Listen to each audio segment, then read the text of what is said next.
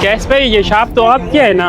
हाँ जी, अल्हम्दुलिल्लाह मेरी है, लेकिन मैंने किराए पे दी हुई है। किराए पे दी हुई है? वो क्यों? हाँ यार, तुम्हें पता तो है मैं जॉब करता हूँ। 30-40 हजार उधर से आ जाता है और 15,000 यहाँ से आ जाता है। मेरा निजाम अच्छा चल जाता है। ये दुकान का मालिक यहाँ क्या कर रहा है? चले आते हैं तो पूछ लेते हैं।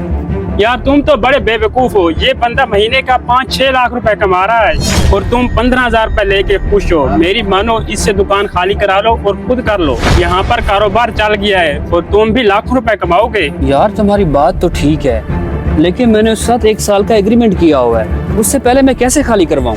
तो भाई, ये एग्रीमेंट कुछ नहीं होता। अभी जाके इसको नोटिस दो और बोलो कि अगले महीने मुझे दुकान खाली चाहिए। तुम दुकान के मालिक हो, क्यों नहीं खाली करेगा? बात तो तुम्हारी ठीक है, चलो चल के बात करते हैं इससे। अस्सलाम वालेकुम मुश्ताक भाई।